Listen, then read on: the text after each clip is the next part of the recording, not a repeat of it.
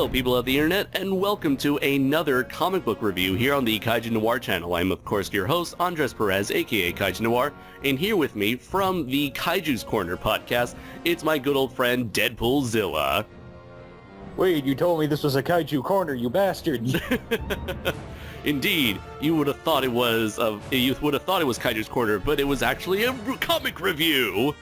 And that was my horrible attempt at trying to take that "it was me" Dio meme and trying to place it here. So, anyways, bad intros aside, we are going to be talking about the crossover comic book from Dynamite Comics, Darkman versus Army of Darkness. And funny enough, this was kind of an idea that you, the audience, heard on our last episode of Kaiju's Corner, where we talked about the announcement of a new live-action Kong series, and that because there was not that much to talk about, that sort of spun off into a discussion on crossovers, and that's what inspired us to do a random off-the-cuff review for this crossover series between two of Sam Raimi's beloved cult classic film franchises or film characters. So, just wondering, Deadpoolzilla, what is your experience with both Army of Darkness and Darkman? They've been around since I've seen I saw Darkman, believe it or not, and I remember this clearly. Darkman was the first experience I had before any of the Evil Dead films. Okay. And I remember it clearly. I was literally watching it on a small TV screen in the middle of a you're not gonna believe this, like a washroom, like one of those giant. Like, you mean like laundromats? Laundromat. That's the word got away from me. Just one of those places with a bunch of coin laundry mats. Yeah, one of those places with a lot of those. Yeah, there's one across the street from my. It's okay. There's one. Funny enough, there's one across the street from my old high school that some of my friends and I used to go to play Marvel vs. Capcom there, because there were a couple arcade machines. Yeah, there were arcades there, and one day we were just stuck there for a total of 6 fucking hours. And how many pairs of underwear did you need to clean? I don't know. But yeah, we were there, and we just sat. My brother and I were just watching Darkman, and I didn't get to understand the ins and outs of it. Mm-hmm. But it wasn't until I was older and found it on DVD for $5, I was like, yeah, I'm taking this home with me, and it's still good. Evil Dead came along around the same time, and my first experience was Army of Darkness, and then it was Evil Dead 2. Then, yeah, I watched them backwards, sue me. Okay. So for me, I'm kind of like the opposite, where I discovered Evil Dead, then Darkman. And out of the two, I would consider myself a huge fan of Darkman. Of course, I love those kind of dark, mysterious, brooding type of comic book characters, like Rorschach, The Shadow, Batman, The Question. And so Darkman, he kind of fits into that mold of those urban streets, crime-fighting heroes. Although he's not so much a superhero, but rather he's kind of like a mixture of certain tropes from Universal monster, tragic Universal monster characters like the Wolfman and Phantom of the Opera, mixed with certain tropes from superheroes and crime, drama, vigilante, pulp novels. Well, you know where that actually was supposed to be. Sam Raimi made Darkman because he wasn't able to do a Shadow film. Right. He was essentially, he came out as the Shadow. And what's really great is that there's a line in this comic, this 2006 crossover comic, where Ash describes Darkman as a cross between Lamont Cranston and the Mummy. And for those of you who are Shadow fans, you know Lamont Cranston is the alter ego of the Shadow. Which, funny enough, when you brought up Shadow, there's actually, what came out today was a Batman Shadow crossover. Really now? Is it like a new crossover or an old? Because I know there was an older crossover way down the line. Yeah, there was a crossover back in the 70s, but no, Dynamite now, it's a DC Dynamite crossover. It's going to be a 6-part miniseries, and the first issue came out today. Yeah, wow. It's a 6-part miniseries, and the first issue came out today. Wow, I should let my friend Matt Denny know, because he's a huge Shadow fan and has written a few Shadow stories, I believe. I thought you were the big Shadow fan. I am a big Shadow fan, but unfortunately I'm like I want to be a bigger Shadow fan than I am right now, because unfortunately, Shadow comics outside the Dynamite stuff are really hard to come by. And so I could I know I can easily read Shadow comics online, but I'm trying to like track down like as much as I can. And the only comics I've managed to find so far are like the the second volume of the 80s Shadow, the Shadow Master Series put out by, in trade by Dynamite Comics. And I also have the, what was it? It was the Shadow over Innsmouth. Yeah, that's the H.P. Lovecraft crossover, right? Right. Which is not so much a crossover as it's more like a Shadow in a Scooby-Doo-esque sort of plot line. And the other one I have is, what is it called? I'm trying to look at my comic collection here, but I think it was called the DC Comics Shadows comics that try to take the Shadow. This was after the 80s Shadow, so it's like instead of taking Shadow out of the they took him out of the modern day era and put him back where he belonged in the like 1930s or 40s. Oh, cool. Oh, here it is. It's called The Shadow Strikes by DC Comics, and I have the first 9 issues of The Shadow Strikes. Oh, nice. So I have the H.P. Lovecraft one, The Shadow Strikes, and the 80s, half of the 80s Shadow. Sweet. Yeah. But you want to get back to this? Or? Yes. Back to the character who was inspired by the Shadow, Darkman. Now, I have a feeling that Darkman is a lot less popular than Army of Darkness. Of course, everyone knows Ash Williams. They know he is like the employee from S-Mart who gets tangled up with the Book of the Dead, or the Necronomicon as it's also called, which is an evil book from like hundreds of years ago that has the ability to transform people into superpowered, crazed, maniacal army of zombies, or Deadites as they're called in the Army of Darkness mythology. And so there were 3 movies made by Sam Raimi: The Evil Dead, Evil Dead 2, Army of Darkness, and there was a sort of deal called Evil Dead. It's kind of in universe. It's kind of considered in. Because they teased him, they teased Ash. Ash is not in The Evil Dead, even though it has the exact same story as Evil Dead's 1 and 2. He is teased at the very end, but nothing really came out of it, although there was Ash versus Evil Dead, the TV series, but I have yet to watch that, although I heard it was good. Do you know if it connects to the ending of the Evil Dead remake? I don't get Star, so I couldn't tell you, but from what I heard, it does kind of like it does have some ties to that pseudo remake. Okay. So, Evil Dead has definitely developed a cult following over the years. And so, and there have, of course, been many crossovers in the comic books, such as Ash versus Jason versus Freddy, and Army of Marvel Zombies versus Army of Darkness, I believe. Or Ash versus Marvel. Go ahead. Yeah, it was Marvel Zombies versus Army of Darkness. You also had Reanimator, right? Yeah, Reanimator. You had him against Dracula. Mm-hmm. Trying to think, because there was also the Image comic Hack Slash. There was also Vampirella. Yeah, there was Vampirella. I'm familiar with that character. I've seen her popped up on the internet, but I've never read much about her. I just figured she's like an older staple of horror comics. So, So with Ash making so many crossovers with different characters, it makes sense in comic book form to have him face off against another of Sam Raimi's characters, and that was from the 1990 film Darkman. And so for those of you who don't know who Darkman, he is a scientist who in the movie was portrayed by the one and only Liam Neeson. And then the sequel's Arnold Vosloo. Arnold Vosloo. He was played by a character who looks like the Mummy was played by a character who would go on to play the Mummy. So he is Peyton Westlake. He is a scientist who is developing synthetic skin, which unfortunately could only last in direct sunlight for 99 minutes before melting away. And he got caught up in some gangster business. The gangster, Robert Durant, he ended up trying to kill Westlake, and Westlake survived, only to have his face and hands horribly scarred. to the point where when he was found by a hospital, the hospital performed a very experimental surgery on him, which involved severing his nerves to the point where he can no longer feel pain.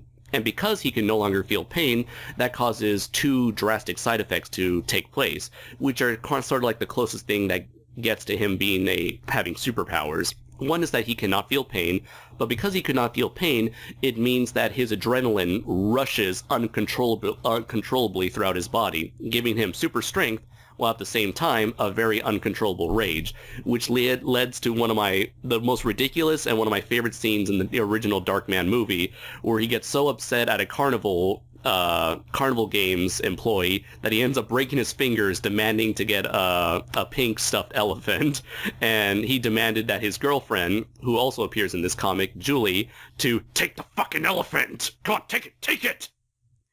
It's funny too because in the comic they reference that scene. Yeah, like this. What I love about this comic, it has so many callbacks to the Darkman movies. So after it is fun that. Oh, I'm sorry. That I just wanted to say that it is funny that this does set in the Darkman universe, and it does catch you up on it because obviously a lot of people know who Ash is, but this really does a good job of catching you up on Darkman. Oh, absolutely, yeah. This is definitely... There's a reason why this movie is called Darkman versus Dark Army of Darkness and not the other way around. This is definitely like what would happen if the Deadites and the Necronomicon and Ash all of a sudden fell onto the laps of Darkman and his world. And I feel like it's a really well-balanced story, I believe, where I feel like there's enough elements from both characters, where the conflict comes from Ash's story, but the world comes from Darkman's story. And I feel like the two characters work really nicely, and they play off one another really well, in that these are two regular average Joes who just ended up getting caught up in these wild, unbelievable circumstances. Although in Ash's case, it's much more extreme than Darkman's. Darkman, he never went full-on superhero, supervillain, battle royale, magical, save the world sort of deals. He was never nothing like that. He was always involved in just like street crime level, kind of similar to Daredevil or Jessica Jones and Luke Cage, like, the Netflix Marvel stuff. So it's really cool to see him act as a fully fledged hero going up against these incredibly huge stakes. It is cool that in this comic that you have, and this is kind of my kind of one of my rules in crossover comics, is that you balance the two sides and not make it, it's this guy's story but with others. And admittedly, it does kind of start that way in this comic because you don't see Ash until towards the end of the first issue, really. Right, because... but it does balance itself out really quickly. Right. And what's great is that the first issue focuses on from the point of view of Darkman, where you see he has his inner monologues, similar to like Batman or like Frank Miller's take on Batman or Daredevil. And then in the second issue, we get to watch the story from Ash's perspective, and he's the one doing the inner monologues. And then by issues 2 and 3, that's when shit gets real, when Darkman's old nemesis gets resurrected as a Deadite. And at that point, we get to see the perspectives of both characters, or all three characters, because in the middle of all this, we have a character by the name of, let's see, how would you pronounce her name? Because I read it as Brian Kelly. I just called her Brienne. Brian. I'm just going to go with Kelly, her last name Kelly. She is an employee who worked under Julia Hastings being the ex-girlfriend of Peyton. Because for those who don't know, at the end of the original Darkman movie, Peyton Westlake decided that he could no longer live a normal life with Julia, so he decided to live in the shadows and just watch over Julie as like a silent protector, a vengeful guardian, a dark knight. A dark man. A dark man. Dun, dun, dun, dun, dun. So Julie, she ended up, I think she's a real estate agent, or she's someone who involved with legal paperwork involving property matters, I believe. And so she was working for a library, and so she was dealing with all the different equipment that's in this like library / museum with her friend Kelly. And so Julie and Kelly, they come across the Book of the Dead, which was eventually collected by the owner of the librarian, who we never see in this movie, in this comic, and never plays a part in the story.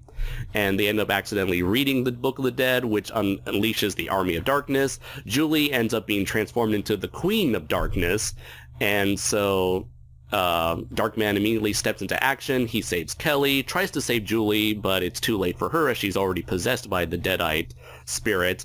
And so Kelly and Darkman decide that the only way to fight them is to use another spell from the Book of the Dead, which involves summoning Ash into their time. And while we've seen Ash hopping from universe to universe, it doesn't really feel like this is another universe he's hopping into, but it feels like he's just traveling in time, especially since this universe also has an S-Mart that he involves the S-Mart chain that he used to work at. Yeah, it is weird that this didn't need to be like two universes crossing over. Honestly, right, I mean, in the Freddy versus Jason versus Ash comic, they're all in the same universe. Right. And I feel like with characters like Ash and Darkman, it feels like they could naturally coexist in the same universe. Yeah, so this kind of felt weird that, they're crossing it. He's just going into another universe when it's weird that. But then again, this is the multiverse, so maybe it's multiverse S-Marts. I'm not sure, because what I like about this is that they never touch upon it, because as far as the reader knows, he's just traveling in time, because that's what he did in the original Army of Dark, in the ending of Evil Dead 2 and the beginning of Army of Darkness. He just happened to travel back in time, and now he's temporarily back in the present, because I get the feeling that maybe this movie, or it's clear that the events of this comic take place after the Darkman trilogy, but as for Ash, it feels like this might take place right before the ending of Army of Darkness, before he goes to sleep. Yeah, I was just thinking of the alternate ending. I was like, oh wait, that's in the alternate ending. Right. Both alternate endings, because he ends up in different points in time for both endings. Yeah. So, what was I going to say? Oh yeah, and they also bring back his Oldsmobile again, and he mentions that the time travel somehow magically fixed his car again. Yeah. So, so in terms of bringing the two characters together, I think it does a really bang up job, and using the Book of Dead as the catalyst and being the source of all this climax it's a pretty typical. It's what you'd expect out of a crossover with the Army of Darkness, because if you were going to involve Ash, you kind of have to involve the Book of the Dead. Although I could be wrong. Have you read an Ash crossover story that didn't have the Necronomicon? No, they've all been in there, because that's you could say, and you people have wondered, well, why doesn't Ash have a rogues gallery? He doesn't need a rogues gallery. He has the fucking book. Right, he's got an endless army of Deadites to kill and slaughter.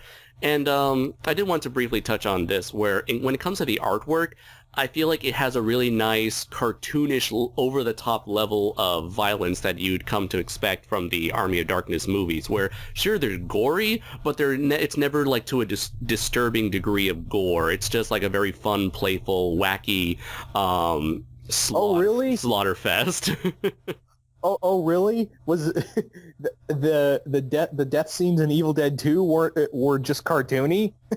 I think so. I mean, he's chopped off his hand, and then his hand ends up fighting him, and his hand flips him off after it's severed off. So it's never.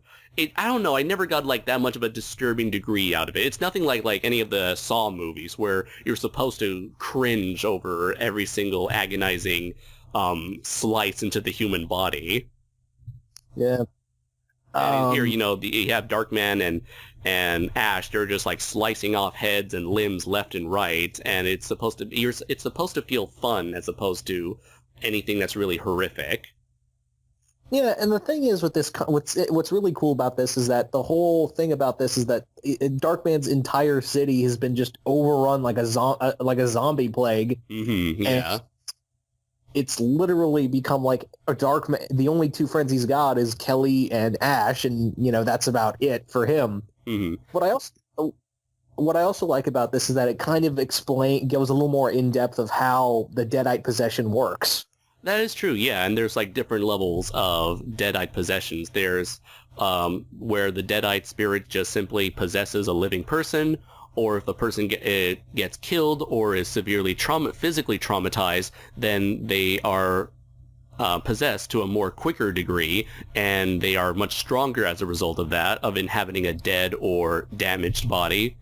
And there is also the type of Deadites that are resurrected from the dead, where like these are older bodies that have been resurrected as Deadites, but they're much more weaker Deadites with more fragile, brittle bodies.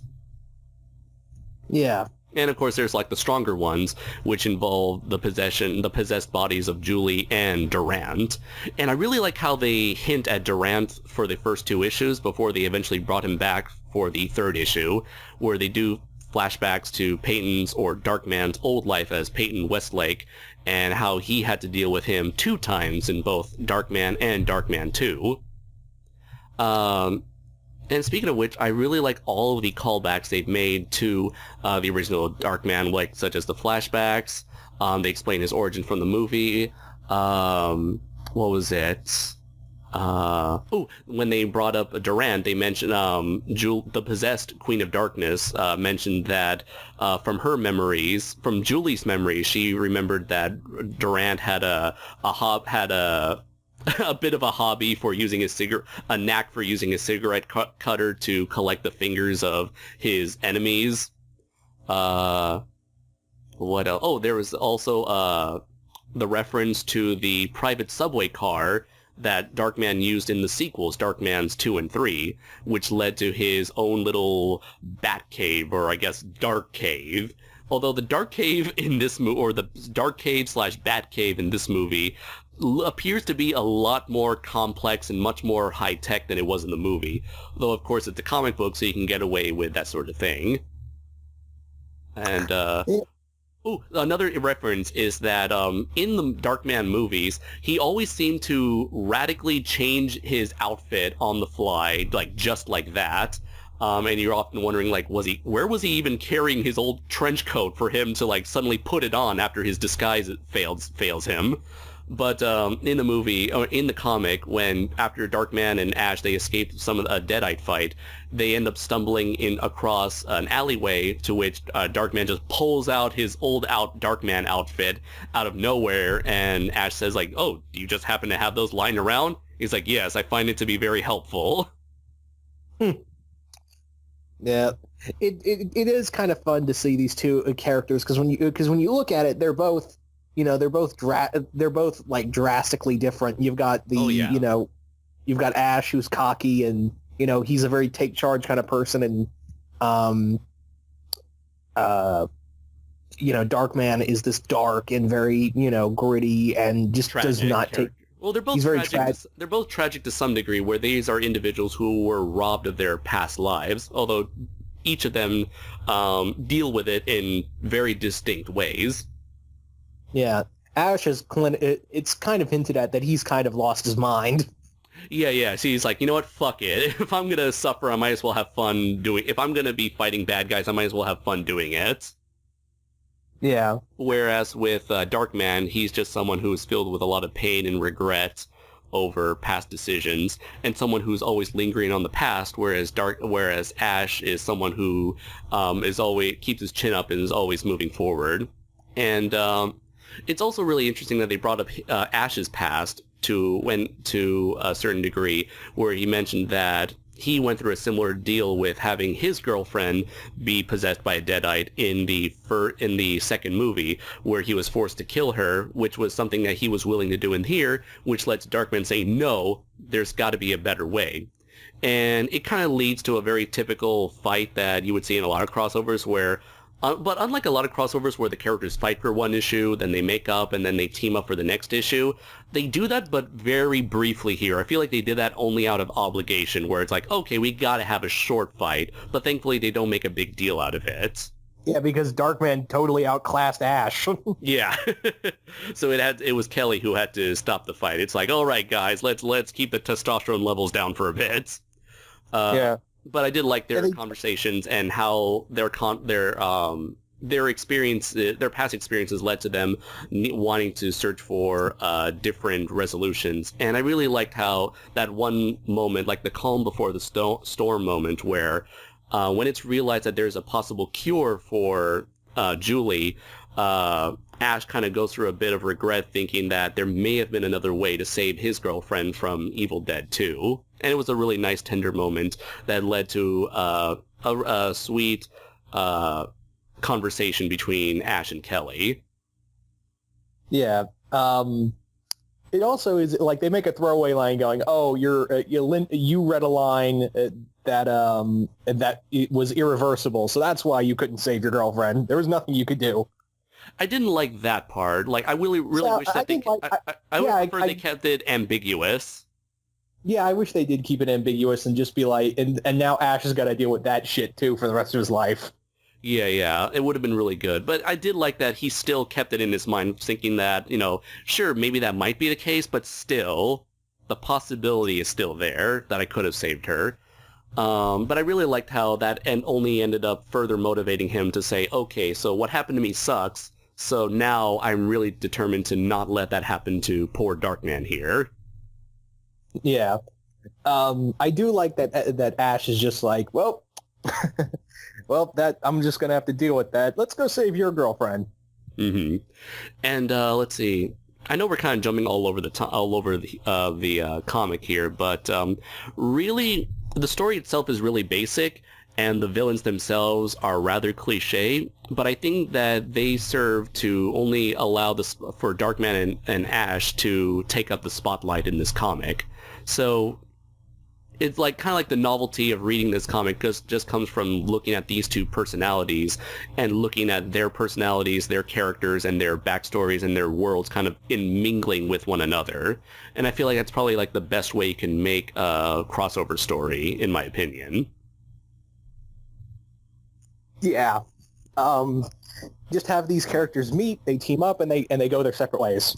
Yeah. But I feel like what makes this team up unique among other crossovers is simply how well written these two characters were,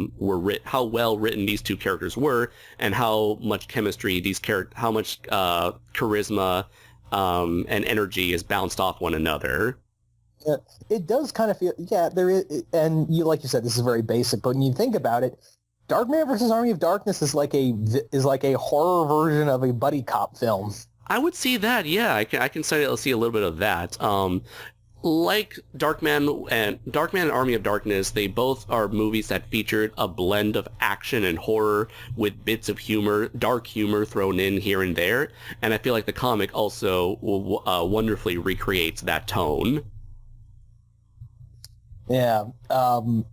It is a lot of fun to see these, and the dialogue is so good, you can almost imagine Bruce Campbell and Liam Neeson saying these lines. Oh, yeah, definitely. My favorite line from Ash was when he was being attacked by a Deadite in issue 3, I believe, where the Deadite says, "You won't die for that!" And he goes, "I heard that a lot. Boom! Hasn't happened yet." I can't remember, although for Darkman, I can't really remember one of my favorite lines from him, but I did like the very last line he said, where he says that he's no Superman. Like, he mentions that had he killed Julie, most of this carnage probably wouldn't have taken place, but being the selfish person that he is, he cares so much about Julie more so than anyone else. And so he's like, well, you can't save them all. I'm no Superman. I'm Darkman. It's a little cheesy, but I think it works.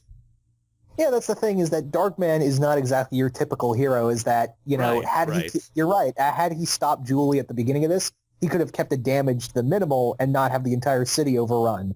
Right. But like you said, he's not doing this for like, oh, truth, justice, and the American way. He's doing this because he's angry, bitter, and lonely. Yeah, and it works perfectly with the portrayal of Darkman that we've seen in the 3 movies, where Darkman, he's not a character who goes out of his way to save random civilians from random mooks and thugs and gangsters, but rather he's someone who prefers to live in seclusion, live in isolation, but whenever something happens to him or someone he cares about, that's the time for him to spring into action.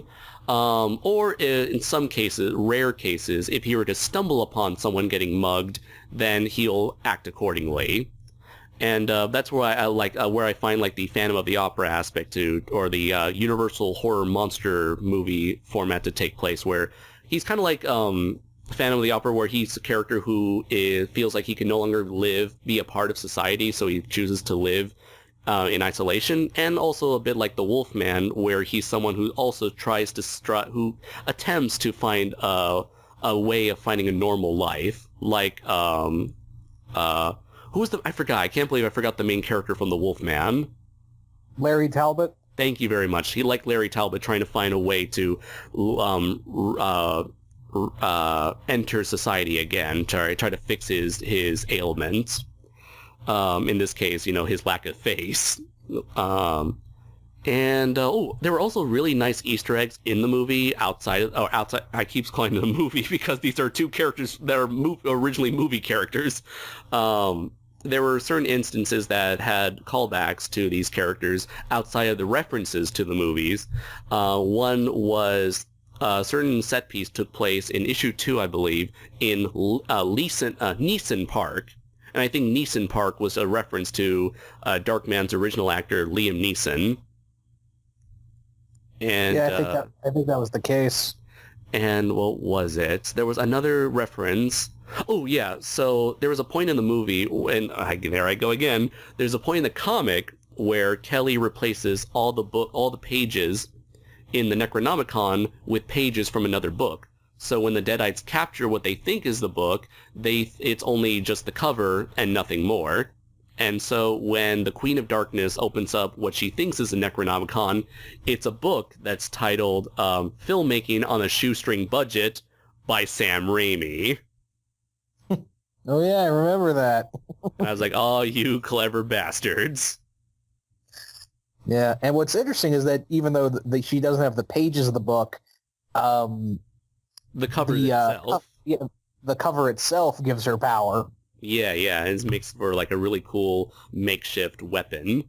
Another reference I found was that during the climax of the story, it takes place at the same building that the climax to the first movie takes place in, and they bring it up in the story. So I really like that they drop hints and nods and references to Darkman's world. And so for anyone who's going into this as mostly an Ash or Evil Dead or Army of Darkness fan, it kind of gives them a history of Darkman, like a run-through of who Darkman is and what he's all about. Kind of like gives you like the basic gist of his universe and his series. And the thing is, like, maybe I'm more of a Darkman. I would say I'm probably more of a Darkman fan than Army of Darkness. I think I mentioned that at the beginning of the review because I've always been attracted to those type of brooding, dark, vigilante type characters.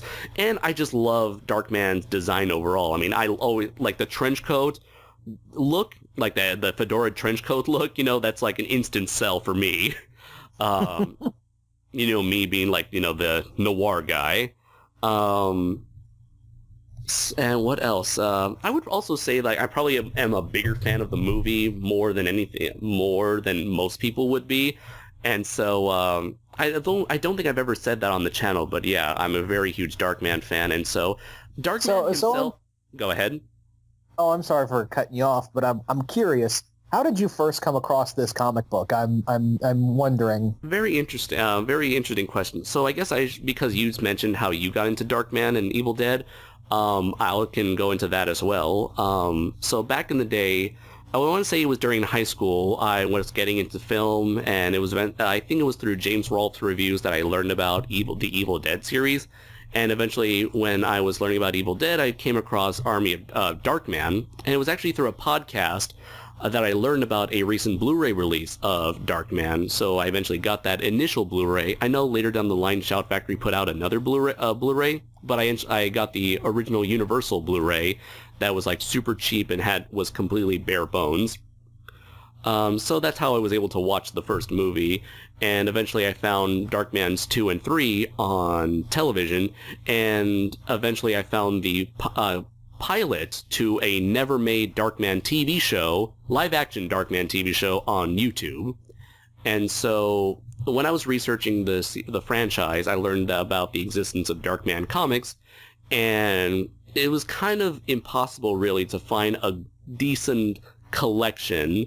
I think a couple issues. I think there were maybe 2 Darkman ongoing series in so far, and I forgot who published those comics, but I tried looking for them on eBay, but unfortunately a trade paperback was never developed, and you can only find like random issues here and there. So eventually I came across the Darkman versus Army of Darkness, and I thought, perfect. It's 2 characters that I like. They're both made by Sam Raimi, so I want to see this. I want to see how these 2 characters of his get down. And so, major props to, who was the writer for this comic? I can't remember off the top of my head. Let's see. Huh. You know, you'd think that they would tell you who the artist is in like in the general like Evil Dead wiki, or even in the on Google. But I really want to give props to the writer of this comic for doing a hell of a job at successfully recreating pretty much like everything that I like about these 2 characters, and kind of summarizing everything that they embody into this awesome 4-issue miniseries. Yeah, for me, when I first found this comic, I was just perusing around Amazon, and I found this, and I was like, want. Roger Stern. Oh, Roger Stern. Okay, he was a main staple. He was a main staple in like a lot of Marvel. Okay. Let's see. Oh, I guess he also worked on The Birth of Venom from Spider-Man. Oh yeah, he did. Well, he did some of it. I think Dave McElhinney had a hand in it too. I know he did some of the story in there. Okay. And I guess looking at his credits on Amazon, he also worked a bit on The Death of Superman. Yeah, he did some of that. Yeah, and like The Return of Superman as well, the Reign of the Superman arc. Let's see, any other storylines I'm aware of? But no, I can see a lot of his portfolio is mostly involved in all Marvel stuff. So yeah, it's really cool. And as for the artwork was done by... let's see. Oh, sorry. There were 2 authors. There was Roger Stern and Kurt Busiek, or Busiek. Oh yeah, yeah. Busiek. Okay. Do you know him? Yeah, he did. He did a major run in Avengers from late '90s, early 2000s, and nice. he did Avengers Forever. He's done a long running series over at Image called Astro City, which is like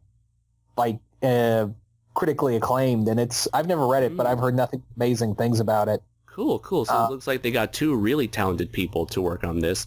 And let's see, yeah.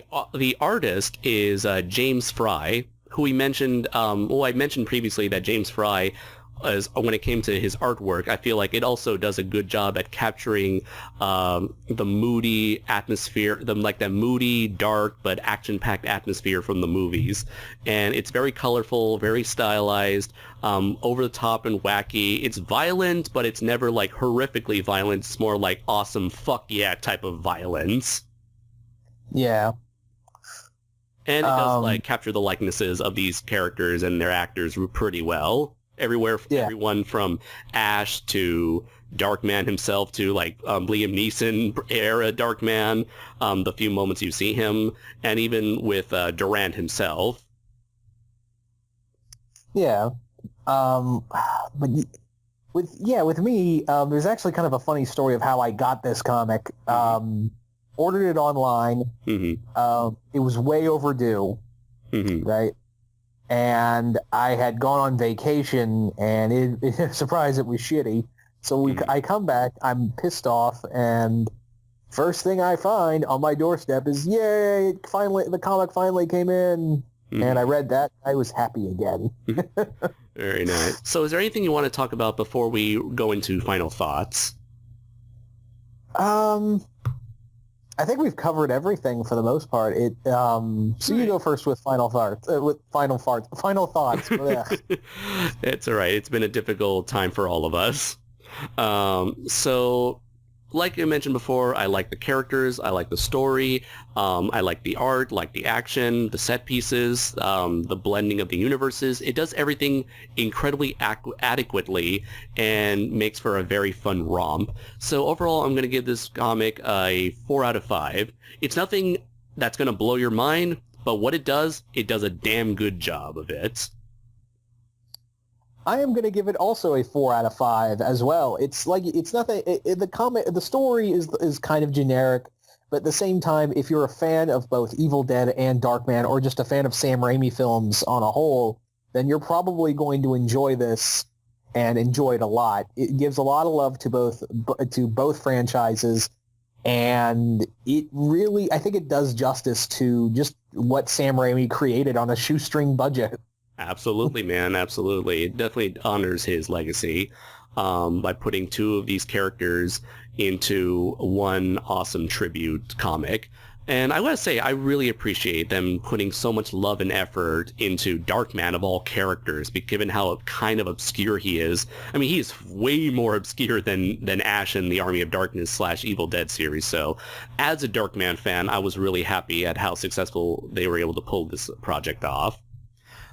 So those have been our thoughts on the 2006 crossover comic Darkman vs. Army of Darkness. Thank you very much for listening, everybody. And so, be on the lookout for future comic reviews in the future. Hopefully I'll plan to eventually cover the Ultraman manga Volume 3 with with Bill and Dylan of the SOS podcast. Be on the lookout for future scripted comic reviews, including a comic that my friend made of Kadoja Volume 1, and another comic that my friend recently made and recently delivered to me in Japan, Marshall Star, which is also a webcomic that you can find online as well. So where can people find you, Deadpoolzilla?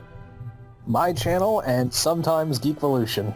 Excellent. So thank you very much for listening, everybody. And until next time, take care.